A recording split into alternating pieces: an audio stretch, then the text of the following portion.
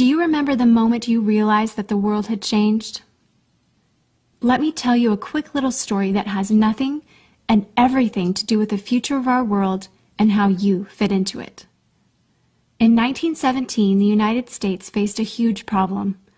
They were working hard to compete in the industrialized economy, and there was a shortage. Not a shortage of oil or coal or other natural resources, a shortage of people, specifically obedient factory workers. The solution to this economic dilemma? It was an experiment of sorts. It hadn't been done before, until someone thought of it. Mandatory public school. Unfortunately, the initial purpose of the United States public school system was not to inspire children or generate scholars. And it wasn't created for dreamers, people who color outside the lines, break the rules, and challenge the status quo. The public school system of the early 1900s was invented to create a nation full of adults who would obediently do their jobs in the factory assembly lines. Teaching kids to sit in straight rows and scheduling the entire day with the ringing of bells wasn't by chance. Punishing those who didn't conform was purposeful. These were the skills they would need to join the labor force. Intentional or not, this early method of turning dreamers into workers was an investment in the nation's economic future. And it worked. This then led to several generations of productive, fully employed workers. But it isn't working anymore. Why? Our economy has changed. We don't live in an industrialized economy anymore. We live in a connected economy. Right now, there are more users on Facebook than there were people on the planet 200 years ago. Technology has made it possible for us to connect with people, ideas, and information from anywhere in the world instantaneously. And as a result, our economies have expanded from localized towns and communities to the entire world. We have globalized trade in nearly every way.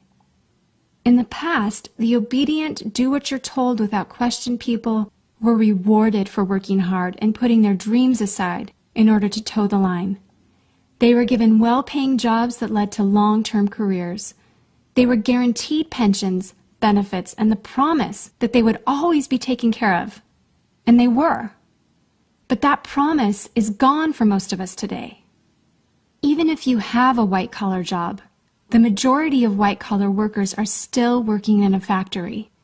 Instead of operating a sewing machine or welding a widget, they now push pencils, type on keyboards, or process paperwork. It's still factory work because the entire focus of the day is spent on increasing productivity, which leaves little room for creativity, spontaneity, or individuality. The educated, hard-working masses are still doing what they're told, but they're no longer getting what they deserve. Even if you do everything you are told to do today, graduate from high school, go to college, get a degree, work hard in whatever job you can find, if you're lucky enough to find one, you're not guaranteed anything. Companies are being forced to change or die right now. Layoffs happen much more often than job openings appear, and the highest paying jobs are disappearing or heading overseas at an alarming rate. If you have a job where your boss tells you exactly what to do, he or she will always find someone cheaper than you to do it.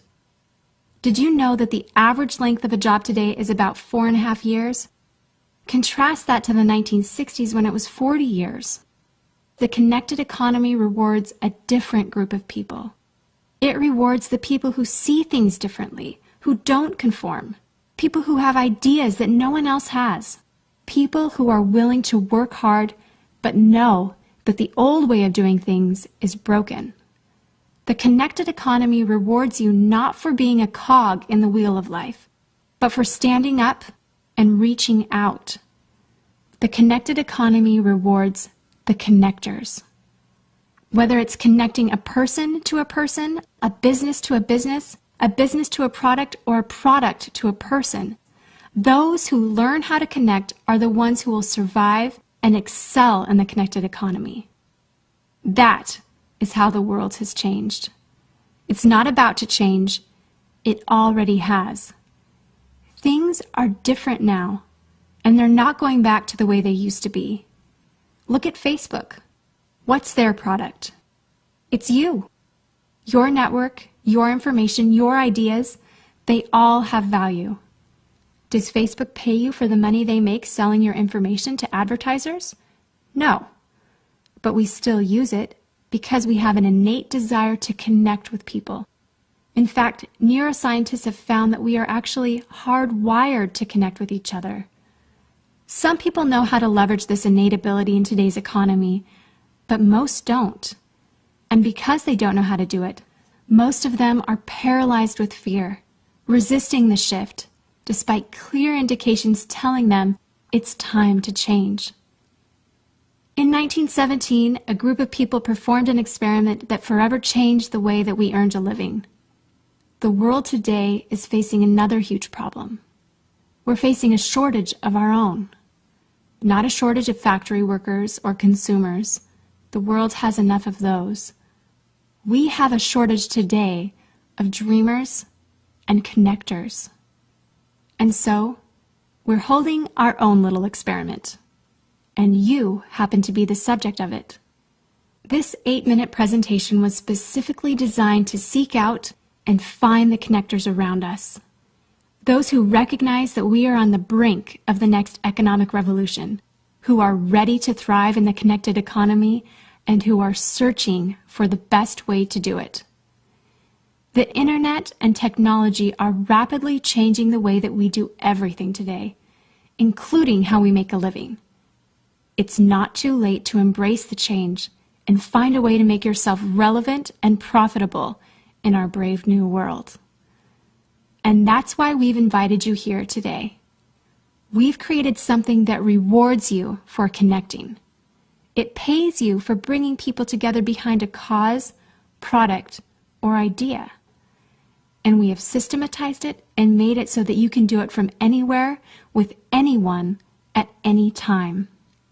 If you are passionate about helping people, if you are passionate about changing lives, if you want to position yourself to be a capitalizing force within the connected revolution instead of just a bystander, let's start now. Do you remember the moment you realized that the world had changed? How about the moment you realized you could change with it? Are you ready for the details?